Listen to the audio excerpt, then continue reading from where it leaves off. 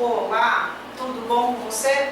A gente está voltando esse ano agora, né, Tânia? Com certeza. Voltando em 2022, com um novo formato aí do nosso dia a dia da escola, né? Que antes era no formato de áudio, era na nossa rádio, e agora voltamos para o formato de vídeo no YouTube, né? Então, seja bem-vindo, seja bem-vinda ao nosso dia a dia da escola.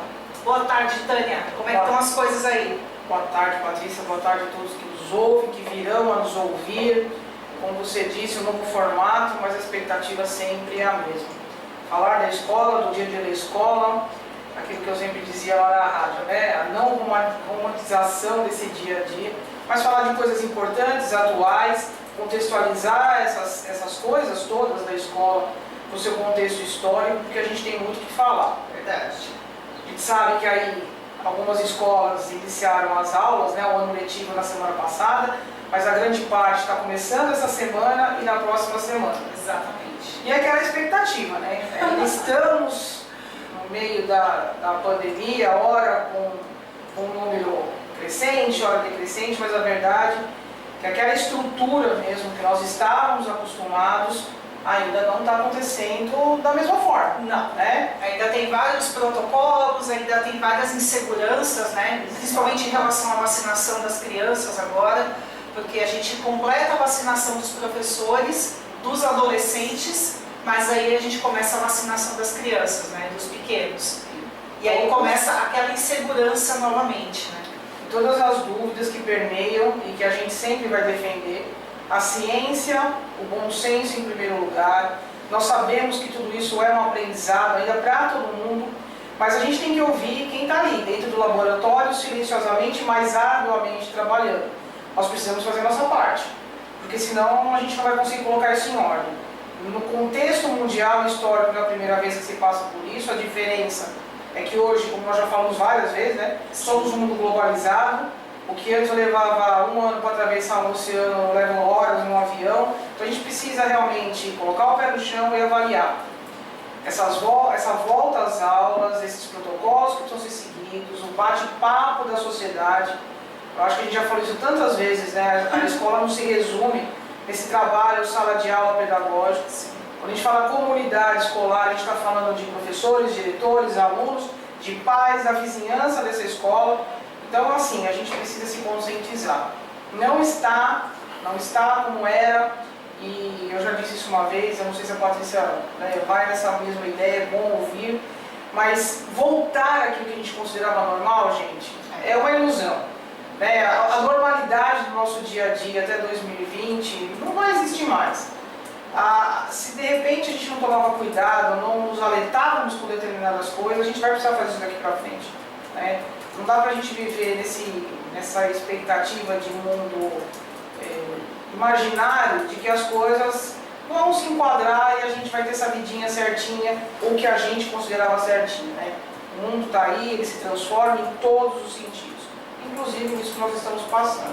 Mas é isso aí, volta às aulas, mas eu sempre digo, quando a gente diz volta às aulas, eu preciso fazer uma pergunta e dar um passo anterior.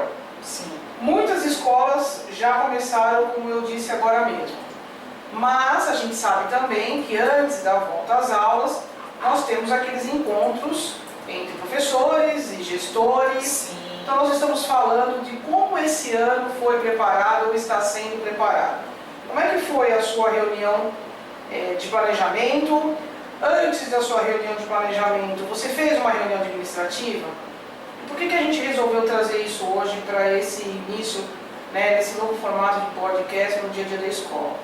A Coletivo trabalha com várias escolas, nós temos parceiros, nós ouvimos professores o tempo todo, aliás o nosso slogan né, Paty? Uma empresa De educação feita por educadores. Educadores para educadores, então, como a gente fala sempre aqui, ninguém ensina ninguém, nós trocamos e vamos crescendo juntos. E ouvindo, sempre vem aquela preocupação, aquela ansiedade, e aí, é claro, a gente pode falar um pouquinho mais especificamente das escolas particulares, essa questão de apresentação, né? Como é que as escolas têm se apresentado. Então, por anos sucessivos, existe um erro que eu tenho acentuado bastante nessas conversas, que a gente tem acentuado bastante. nós nos preocupamos muito em apresentar o nosso prédio para o nosso cliente, né? As nossas instalações, as nossas bibliotecas, se o aluno é já da escola e ele volta no ano seguinte, a preocupação de mostrar essas novas instalações. Que a escola foi reformada, que ela está trazendo uma tecnologia nova, uma ferramenta pedagógica nova, né? E aí o que acontece? Nós, claro, é sempre muito bem-vindo você mostrar um ambiente agradável, um ambiente reformado, um espaço que, aliás, é a luta que a gente tem, né? Quando a gente fala de uma escola pública, por exemplo, eu sempre digo, eu tiro meu chapéu a tantos gestores, a tantos professores, mas, por exemplo, essa parte não depende exclusivamente deles, né? Exatamente. Por mais que eles mantenham isso, muitas vezes eles dependem de outras situações, que a gente vai voltar a falar sobre isso, e não deixam exatamente como eles gostariam. Mantém, se adequam, mas a escola particular não. Muitas vezes a escola particular faz isso. Mas ficamos muito nessa questão de prédio, né? Essa questão de instalação da lousa, das tecnologias, né? Material didático, Trocou a mochila, trocou. Agora a gente está colocando computadores novos, está colocando isso, colocando aquilo, né? Objetos. E qual tem duas coisas que aí a gente olha dentro desse contexto e diverge, né? Exato. E como assim, ó? E na verdade, qual é o seu RG? Qual é o seu diferencial? Qual é a sua proposta, se não a sua proposta pedagógica? Exatamente. Aí a grande pergunta sempre fica, né, Patrícia? Qual é o momento que você apresenta isso? Ou muitas vezes a escola nem apresenta como deveria essa questão. E aí esse é um debate que tem a gente tem ele um pouco mais ampliado na rede particular, porque as escolas acabam definindo melhor a sua proposta pedagógica, as suas metodologias de trabalho, mas que não é discutido muito na rede pública, né? Mas mesmo na escola particular, eu acredito, e por ter, como a gente já falou aqui algumas vezes, que a nossa realidade, né? Que é aquela coisa, né? A Tânia veio da escola particular e eu vim da escola pública. Então, a gente olha para as realidades que a gente conhece. Exato, e eu digo que apesar disso que você falou e concordar, mas as próprias escolas particulares não apresentam, principalmente, e eu sempre falo isso, né, quando me refiro à escola pequena, não é sentido de menosprezar, muito pelo contrário, do que eu valorizo muito a escola de educação infantil, ou mesmo as escolas até o fundamental dos iniciais. Não é questão, eu estou falando de tamanho mesmo, né? Muitas vezes essa proposta não chega. Os pais começam a conhecer isso no decorrer do trabalho. Depois que a criança já está na escola, que a coisa já está caminhando, né? Por quê? Porque a gente tem que fazer aquela análise, né? Não adianta a gente fugir dela. É quando se busca a escola, o pai parte do princípio do quê? Ele quer uma escola particular e ele parte do princípio da mensalidade. Sim. Né? E aí ele está tão envolvido nessa questão financeira dele, que ele olhou a estrutura. O bate-papo veio de encontro ao que ele esperava nesse sentido, matriculou meu filho. Quando você acha mantenedor, mantenedora... Ou então olha só para essas questões de estrutura, né? Isso. Então, a escola boa é a escola que tem um laboratório, que tem uma infraestrutura interessante, que tem tecnologias, que tem uma lousa digital, que tem... Mas como é que essa escola vai usar toda essa tecnologia se ela não tiver bem definida uma proposta pedagógica? Né? E se ele não conhece, eu digo, em primeiro lugar, você de uma estrutura menor, que não tem todos esses recursos, já sai perdendo daí. Por quê? Se você apresentar a sua proposta, como é que esse trabalho vai ser desenvolvido, de repente ali você ganha esse cliente potencial, né? E vem de encontro aquilo que ele esperava para a educação do filho dele, porque naquele momento ele vai pensar que o mais importante é isso. E segundo, é como eu ia dizendo, onde começa o seu problema? Quando começa o trabalho. Porque ele começa a discordar da forma que você manda a lição de casa, da forma que você apresenta um conteúdo, porque na época dele a matemática era de outro jeito, a língua portuguesa era de outro, né? E aí pronto, aí a gente já começa. Então o ponto de partida aí, quando a gente fala isso, é como você tem apresentado a sua escola. Você precisa pensar nisso. Como que você tem apresentado para a comunidade, seja o seu cliente interno ou aquele que está chegando, o seu real produto. Vamos pensar assim, ó. A infraestrutura é importante, ela precisa estar organizada, ela não é só uma embalagem, mas ela se torna uma embalagem quando você não apresenta o seu trabalho. Então isso é um ponto que eu gostaria de, conversar com a Patrícia, que a gente gostaria de trazer hoje. Mas também, aí dando um passo anterior também muito importante, é como foram as suas reuniões com a sua equipe. Exato. Você partiu de uma reunião administrativa porque, admire ou não, muitos professores não conhecem a sua proposta pedagógica. Tânia, isso é um absurdo. Não, isso é uma realidade. Isso é uma realidade. O professor, quando chega no começo desse ano, onde a escola começa com o processo de contratação, que ele faz a entrevista, o gestor, o coordenador, foca na necessidade da escola. Primeira, que é ter um professor lá para assumir aquela sala, para assumir aquela disciplina, mas se esquece do principal. Apresentar a sua proposta para ver se vem de encontro ao trabalho daquele professor. Sim. Uma coisa é o professor não ter experiência, por exemplo, na metodologia. Vou dar um exemplo. A sua escola trabalha com a filosofia montessoriana e esse professor nunca trabalhou. Você investe nessa formação sem problemas. Agora, você colocar por necessidade já começa um grande problema. Esse já é um grande problema. Essa não apresentação pedagógica, o professor não ter, logo nessa entrevista, qual o valor da hora, qual o dia de trabalho, como funciona a sua reunião. Claro para o professor como ele vai trabalhar. Exatamente. E isso tem que ser nas entrevistas. A gente tem que aprender a não ir pelas coisas pelo desespero. Você tem resolvido mais problemas pontuais ou você tem se precavido dessas coisas, E aí, no caso da escola pública, esse é o momento, onde essa equipe pedagógica vai construir essa proposta pedagógica, porque a escola pública, ela tem o princípio da gestão democrática. Isso é garantido na Constituição, é garantido na LDB, Então, a escola pública, ela é regida pelo princípio da gestão democrática. Mas você sabe o que eu queria fazer uma E aí, é aquele momento, Tânia, que o gestor, o diretor, coordenação pedagógica e professores têm que se reunir para construir essa proposta pedagógica, Costumo dizer, tem um amigo professor que ele sempre falava que a escola tem que construir a sua pedagogia, porque ele é nordestino, e ele fala assim, tem que construir a sua pedagogia, E é esse momento, de fazer essa construção, de reunir essa equipe e falar como nós vamos trabalhar, com que ferramentas nós vamos trabalhar e que resultados a gente quer. Mas você sabe que eu vou dar uma alfinetada e você também pode dizer até melhor do que eu quanto a essa organização da escola pública, mas já trabalhei na diretoria de ensino, então não estou totalmente fora disso, mas queria dizer também assim, a Patrícia pode aí ressaltar. É preciso também que na escola pública a gente fale dessa questão administrativa. Sim. Muitas vezes um professor assume o seu cargo ou a sua contratação, ele conhece os seus direitos. Aí eu vou alfinetar mesmo.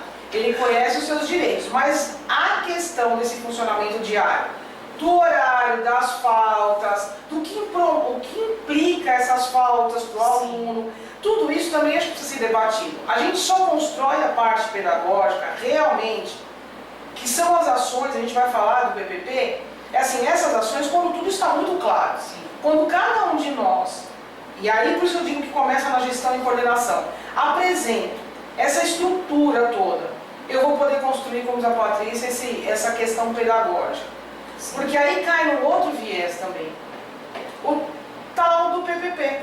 Sim. O PPP, Projeto Político Pedagógico, que é a identidade da escola, que é o RG lá, é o que está escrito, registrado, é o que vai fazer a escola acontecer, em muitos lugares é o documento de gaveta. É o documento que fica guardado, ele é redigido para cumprir uma burocracia oficial. Exato. E ele fica engavetado. E na verdade, o PPP ele é um documento norteador do processo pedagógico. Ele é aquele documento que tem que a folha ficar gasta. Quando a gente fala de um projeto... Todo mundo tem que ter uma cópia, E por incrível que pareça, se você faz uma entrevista rápida, se a gente fizesse uma enquete, quantos professores, sejam de escolas públicas ou escolas particulares, Já tiveram acesso ao PPP? Vocês Já leram o PPP da sua escola? Eu vou contar uma coisa aqui só para vocês entenderem rapidamente. O ano passado eu estava falando...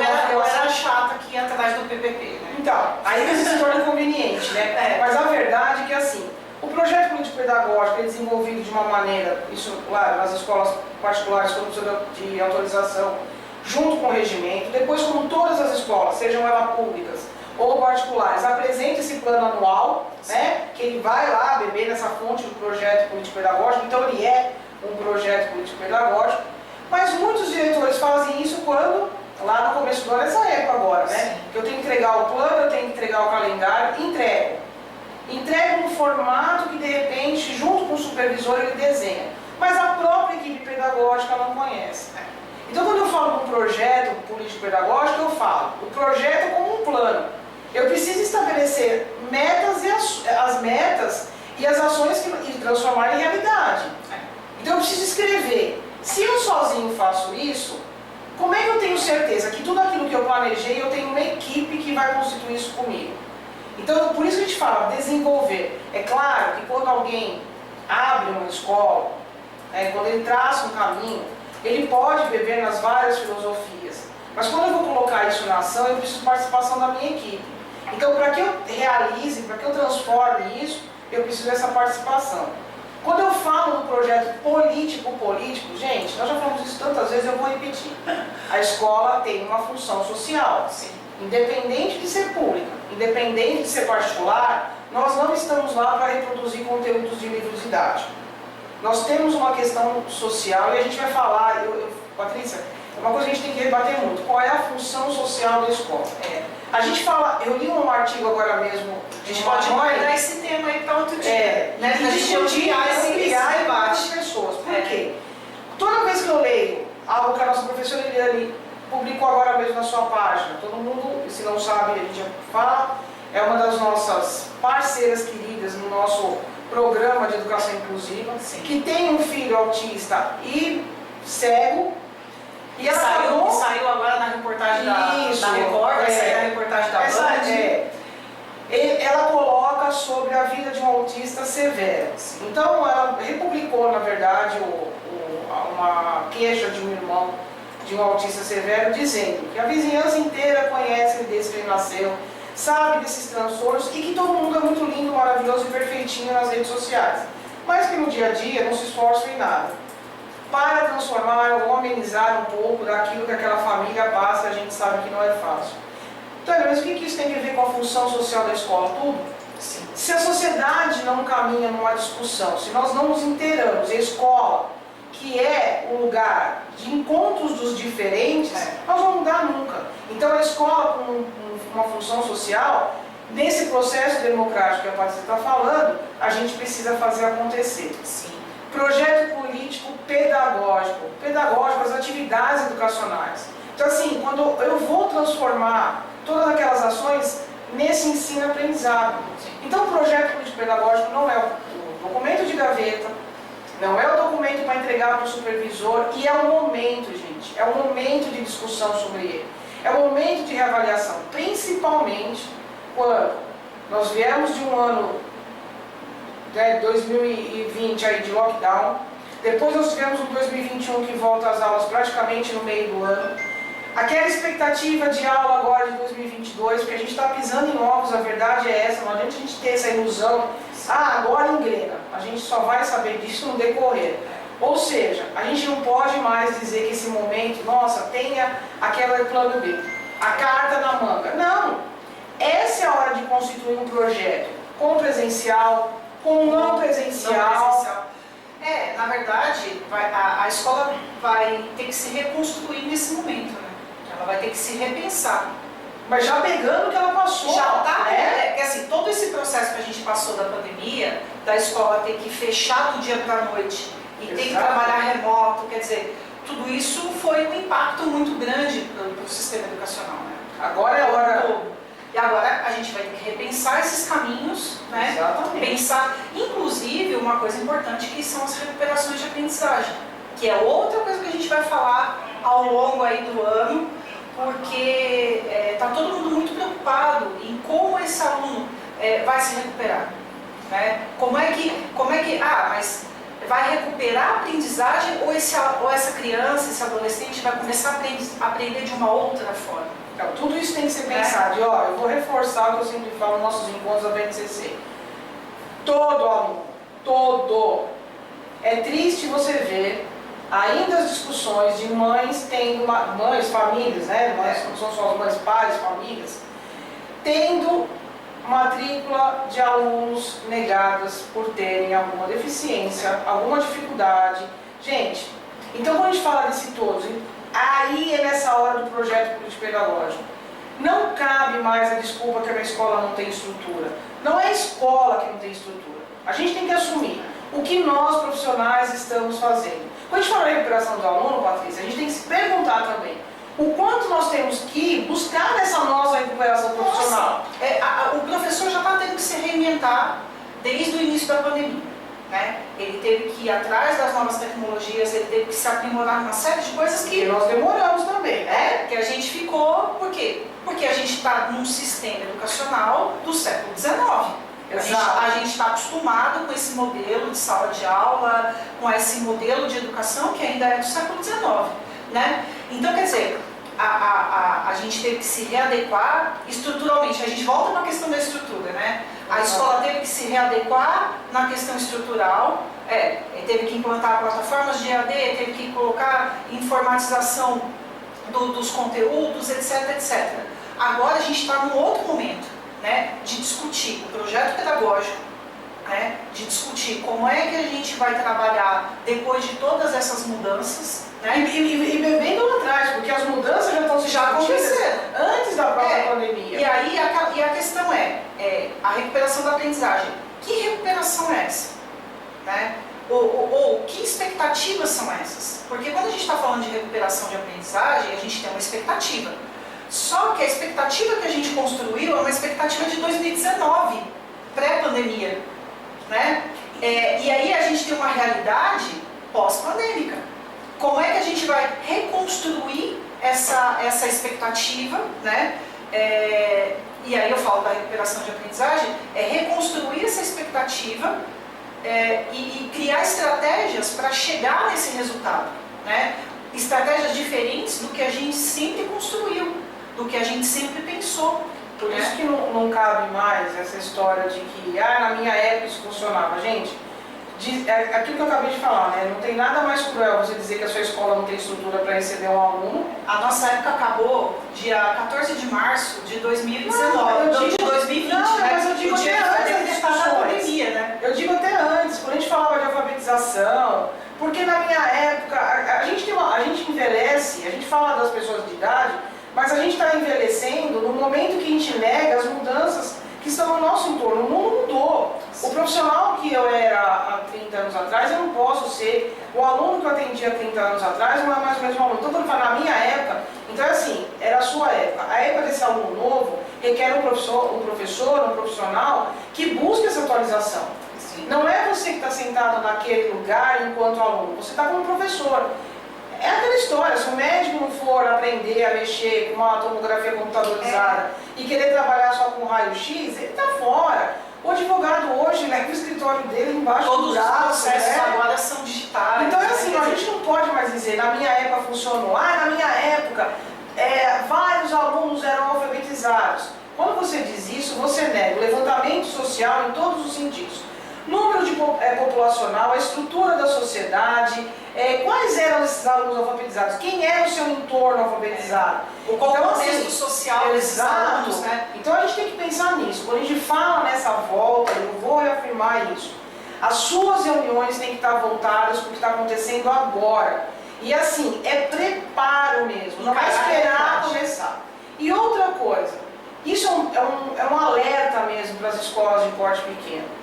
Vocês não podem ficar reféns de um todo, onde pais acham que podem estipular o que vai ser aprendido, desde as coisas mais simples. Essa semana eu escutei uma história de uma mantenedora, e olha como isso é uma questão social, e quando a gente fala da questão social da escola.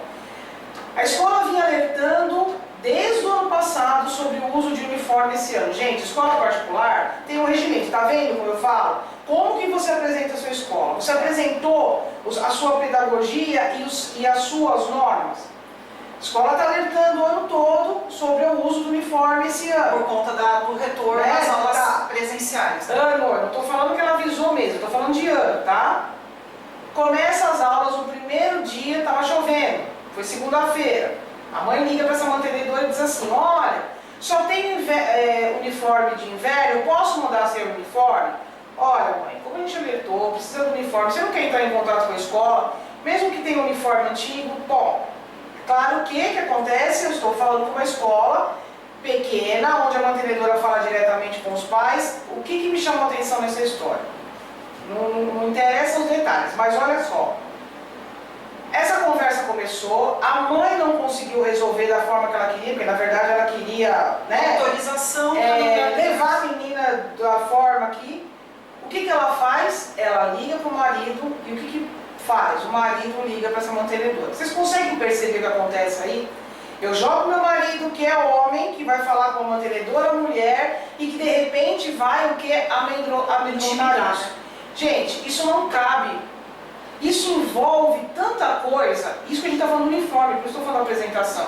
Eu quis trazer. E aí quando a gente entra por no isso, processo pedagógico, a coisa toma outra proporção. Porque o que a gente mais tem hoje é relatos de professores que estão sendo intimidados por pais, porque os pais não concordam com a forma como o professor está trabalhando, com o conteúdo que ele está abordando, né? A gente está num momento social muito pesado, muito complicado, né?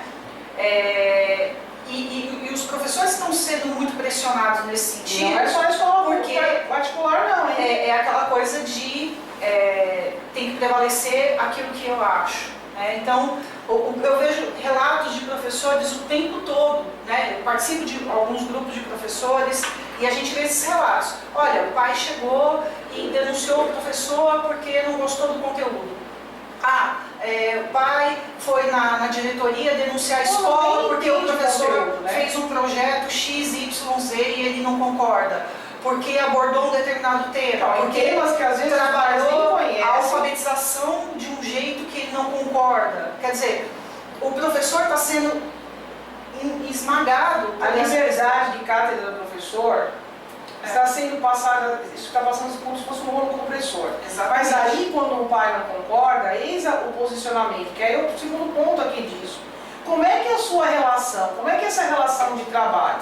A relação de direção e coordenação e professores, direção, coordenação e professores. Sim. Gente, se um médico entra no seu consultório, ele está ali para consultar, diagnosticar, constar se é só um remédio, uma cirurgia. Ninguém invade a sala dele e diz, faça desse jeito ou não. Quem é que senta na frente do médico e diz assim, doutor, eu não concordo com a sua opinião, mas eu estou falando que o senhor vai me dar um remédio e na verdade eu quero um outro que sempre funcionou.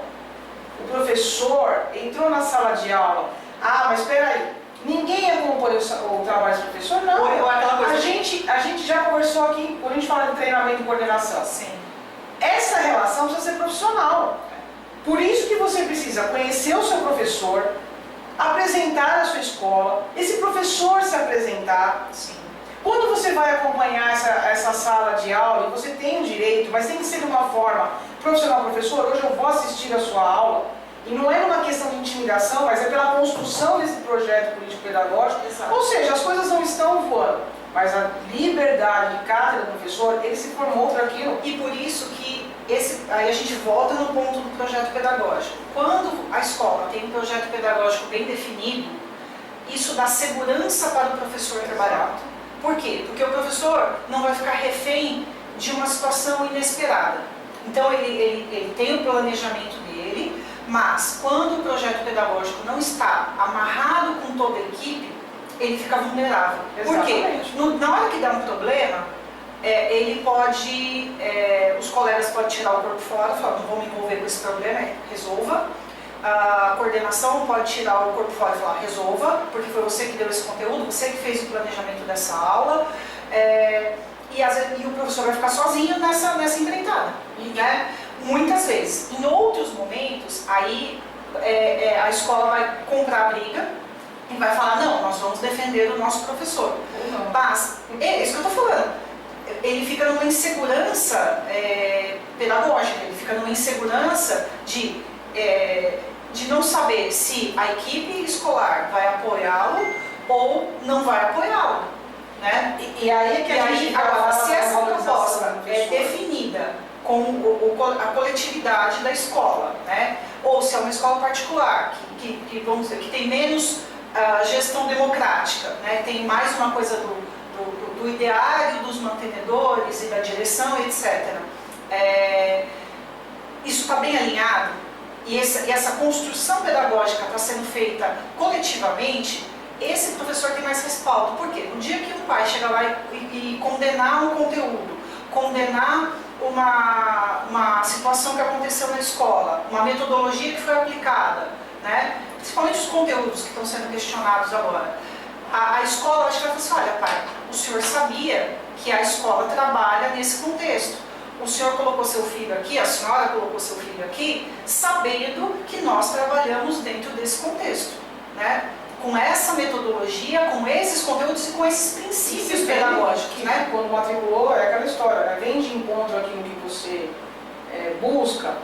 E aí é que eu falo que a gente só percebe e que as coisas não podem cair no senso comum das discussões do dia a dia, porque olha a vala que cai essa questão da desvalorização do professor. Ela não é só uma desvalorização salarial. Essa luta da valorização salarial seria até muito mais fácil se realmente o professor fosse respeitado como tal. Eu não gosto muito dessa palavra autoridade, né, porque me remete a alguma coisa mais... Mas assim, é a pessoa que estudou, que se formou, que se prepara para estar na sala de aula. E as pessoas acham que não. Existe toda a problemática, né, das nossas formações de hoje, tudo que a gente pode discutir. Mas a questão é uma só.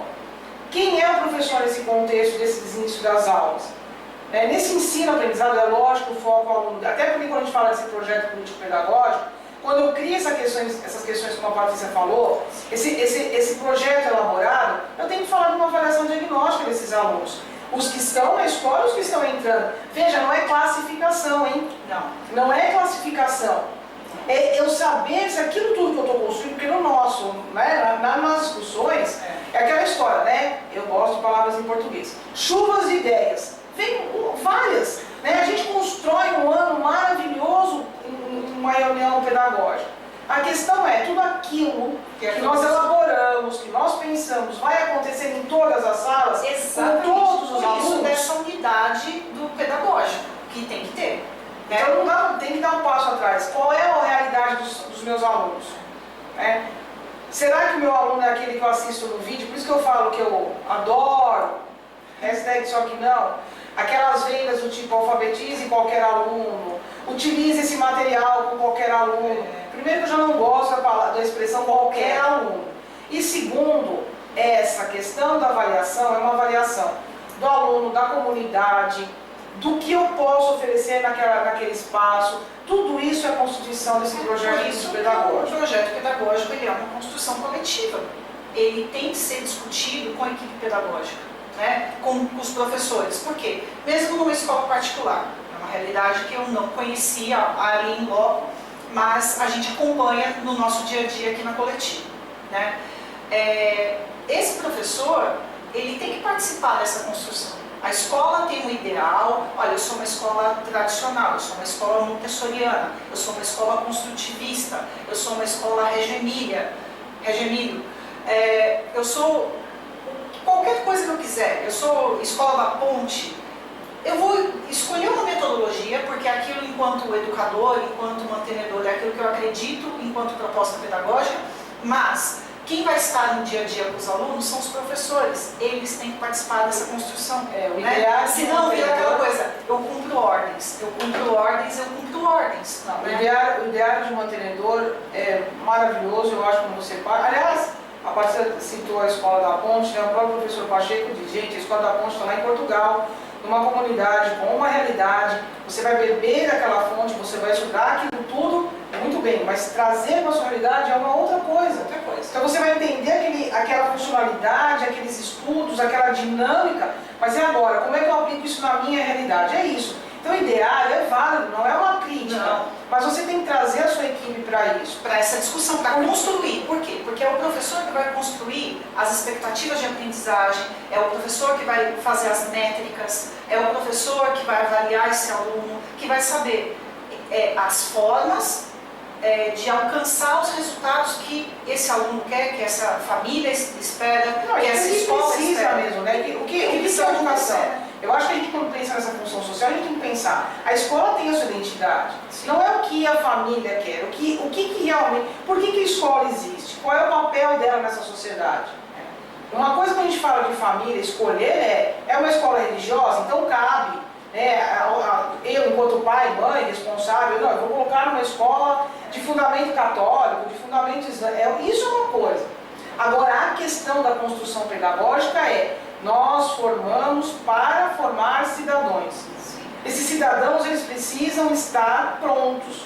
Só que assim, o cidadão não vai estar pronto com 15, 16, 17 anos para entrar. A sociedade acontece o tempo todo, né? Então é assim, é no dia a dia, nesse espaço. Então quando eu falo desse aluno, eu preciso de quem está lendo todo dia na prática.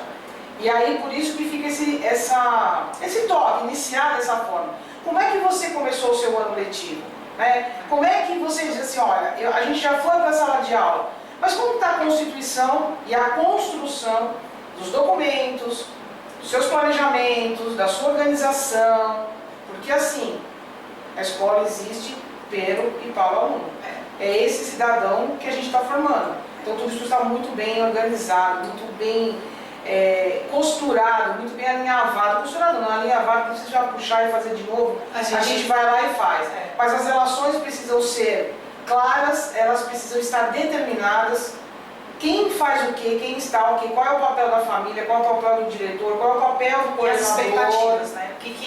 Alinhar as expectativas, alinhar os resultados. Aí é o PPP, é o planejamento, é esse conjunto de coisas que a gente acaba muitas vezes fazendo no automático, mas que são primordiais para o resultado da escola, né? Exato. Eu queria só colocar aqui o comentário do professor Leandro aqui, mandou aqui para a gente, obrigada, professor, falando da questão da pressão contra o professor e tal, que ele coloca que é exaustivo, desanimador às vezes. Na verdade, somos atacados o tempo inteiro. Ninguém está satisfeito. Muito triste. Seja só um pouco crítico e o problema começa a surgir. Né? Por quê? Porque o professor está isolado, ele não tem uma unidade, né, para construir esse projeto pedagógico que abrace essa criticidade da educação, que é primordial. Né? Mas aí eu digo, sabe, professor, como eu tenho falado sempre, é nesse momento que eu sinto muito o quanto nós somos desunidos. E quando eu digo desunião, eu não estou falando levantamento sindicato, não é nada disso. Eu digo que são essas discussões necessárias. E quando eu digo discussões, essa unidade que precisam ser trazidas, por mais que os pontos sejam difíceis, mas nós precisamos falar. E a gente vê, as escolas que têm bons resultados, a gente pode levantar várias, públicas e particulares. Exato. As escolas que têm bons resultados, que têm uma construção pedagógica, que têm resultados pedagógicos, que têm resultado nas avaliações, que tem resultado no Enem, que tem resultado nos vestibulares, que tem resultado na realização pessoal desse aluno. Exatamente. Gente. São escolas que têm essa unidade pedagógica, que fala a mesma língua. Né? Porque a gente tem que deixar claro, o resultado satisfatório não é só aquela escola que paga o outdoor e põe o cara que entrou em medicina na USP. Porque eu não menosprezo o aluno que entrou em pedagogia, na Uni, não sei das quantas, e que pode se tornar um grande profissional. É claro que a gente gostaria que todo aluno estivesse numa universidade pública, dos direitos e tudo mais, que a gente pode conversar. Mas a questão é, quando a gente fala desse resultado, é daquele aluno que vai feliz para a escola, daquele professor que vai feliz, que tira do bolso, gente. A gente vive essa realidade, o professor paga muitas vezes o material para dar aula. E olha, eu vou falar, quando ele abraça isso junto com a sua equipe, ele faz com muito bom grado, né? Sem essa coisa franciscana, mas a verdade é assim, ele quer ver acontecer. Então, é isso aí, o professor está cansado.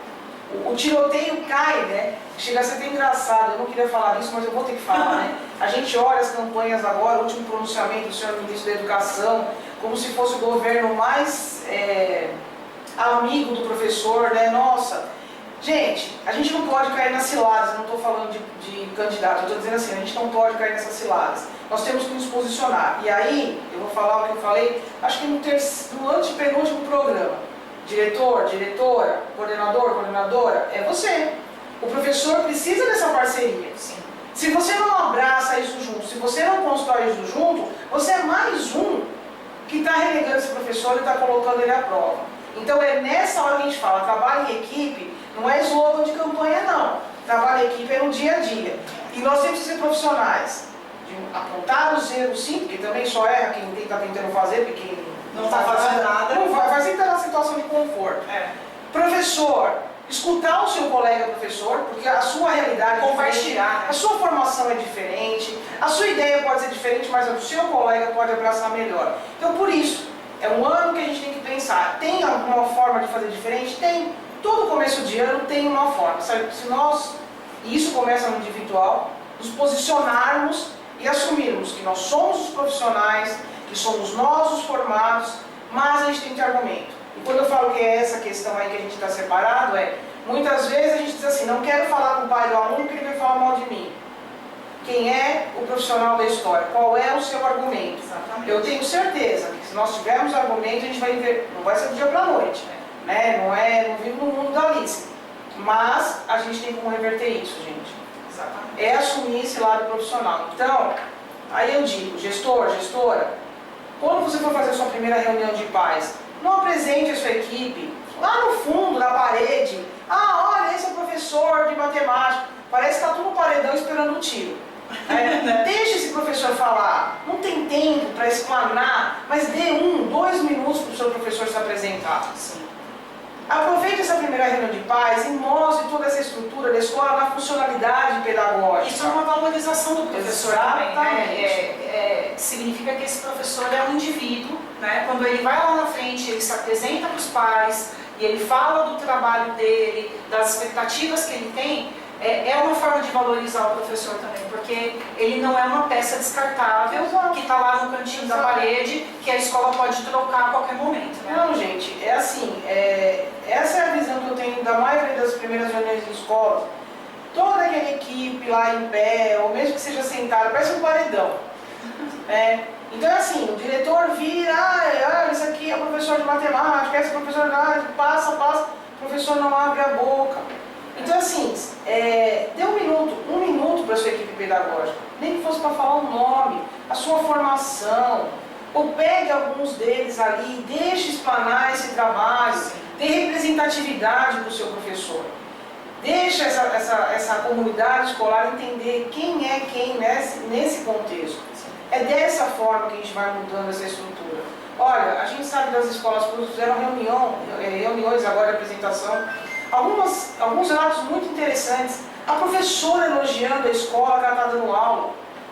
A mudança que aconteceu nos últimos anos nessa escola, que elas têm formação de segunda-feira, de tal hora, tal hora. É isso que a gente gostaria que a comunidade escolar ouvisse. É disso que a gente está precisando para essa escola não ser tão volúvel. E está na hora de a gente valorizar esse professor. É agora, é começo do ano. É não perder essa mão, essa chave. É não chegar em março e falar, nossa, parece que já passou um ano de tão cansado que eu estou. Aí você vai fazer o levantamento, né, seja como consultoria, assessoria, aí você começa a levantar e você vai ver por quê. O planejamento foi feito da forma mais técnica possível. O PPP está sendo preparado de última hora porque a supervisora está cobrando. O professor não recebeu ainda o planejamento, o material, qualquer coisa. Ou seja, claro que parece que passou um trator em cima. Nada foi planejado, né? Bom, e não só de PPP e de reuniões pedagógicas vive a escola, né, Tânia? Dentro desse contexto, a gente vai trazer uma situação, né, um segundo tema aqui, que está na mídia, mas conversando com a Patrícia, eu achei interessante, porque também vem falar da valorização do professor, eu vou contar por que isso, mas assim, é o que todo mundo está vendo aí nas redes, nos jornais, que é o caso do câncer da filha do Thiago Leifert, né? Por que a gente trouxe isso hoje? É uma coisa que a gente tem conversado bastante nas nossas formações de professores, principalmente da educação infantil, a importância da observação na primeira infância. Sim. Aquela frase... Aí é a sua especialidade que você quer da educação mas infantil. a gente vai debater, a gente vai conseguir colocar bastante coisa junto, porque assim, ó, sabe aquela história do eu não estudei para trocar fralda e que me assusta ouvir isso ainda hoje? Quando a gente matricula uma criança de 4 meses em uma escola, a gente ainda tem aquela ideia de que os pais estão fazendo isso, e eu sei que estão, na verdade, porque tem que trabalhar, mas fica muito acentuada a ideia ainda do assistencialismo, né? Então basta essa criança estar bem alimentada, ela está trocada, ela está amparada por um adulto, não correndo grandes riscos, e está tudo certo. A criança não é uma maquininha, né? Ela vai desligar ou acender uma luzinha vermelha lá quando a bateria estiver acabando, ou quando alguma peça estiver dando defeito. Cada criança é uma criança, é um indivíduo, e essa formação biopsicossocial, a gente está falando de um corpo que se desenvolve, sim, de uma mente que se desenvolve, de uma parte cognitiva que se desenvolve, de um cérebro que se desenvolve, e essas atenções são muito importantes. No caso da filha dele, é claro, pelo que dá para entender, a menina não vai para a escola, ele começou a perceber algumas coisas e a mãe relutou um pouco, normal, porque assim, isso é bobeira, isso é jeito de criança, mas fato é, o que ele percebeu? Essa lateralidade, esse jeito de virar para enxergar, e ela foi diagnosticada. O que é importante a gente ressaltar dessa fala dele? Essa observação. E aí, onde entra a escola? Quando eu coloquei essa ideia na minha página lá no Face, algumas professoras se manifestaram e disseram assim: olha, já tive caso quando eu dava aula e a gente alertou e tal. Mas tem uma professora que disse assim, que observou a mesma coisa no aluno, alertou a mãe levou no pediatra, o pediatra disse assim: essa professora está querendo alguma coisa. E no final quem tinha razão era a professora e a mãe teve que correr lá no segundo diagnóstico. Olha de novo, então a observação. A parceria que a gente tem tanto dito da escola não é só a parte pedagógica. A pedagogia é uma ciência da aprendizagem, do ensino e aprendizado. Mas nós precisamos da parceria com os fonoaudiólogos, com os oftalmologistas, com os pediatras, com os neuros, com os psicólogos, com os psicopedagogos. A construção desse projeto, que se chama criança, que se chama ser humano, precisa ser em parceria. Então, no primeiro ano, é preciso ter, sim, eu vou chamar de checklist, tá? Você precisa ter o seu checklist de observação, do desenvolvimento dessa criança. Quantos casos, e não só numa questão de visão, mas aqui a visão, a audição, elas ficam mais acentuadas porque são coisas que a gente não observa nesse primeiro momento. A gente observa, essa criança vai falar, está demorando para falar, porque é uma coisa que depende dessa interação, né? Ela vai interagir, Se a criança tem algum problema para ouvir também, rapidamente é detectado, porque você chama? Às vezes não, viu? Porque às vezes a gente dá aquele... Como a questão do acelerar é a fala e o andar, a audição e a visão fica para segundo plano. Então a gente precisa fazer, aquilo que a gente fala assim, nossa, que louco, você vai lá ficar instalando, Até porque a questão desse processo auditivo é muito complexo. A criança pode ouvir e não assimilar a informação, que já é uma outra situação. Então, o alerta é isso. A primeira infância, nesse começo de ano. Isso para pais e para a escola, né? Porque são os dois ambientes que a criança vai estar transitando. Se ela não estiver em casa, ela está na escola. Exato. Né? E aí, assim, sabe aquele documento que eu já falei algumas vezes? A anamnese. A escola de educação infantil precisa ter a anamnese dessa criança. Você precisa conhecer, mesmo que seja minimamente, como é que foi a gestação dessa criança.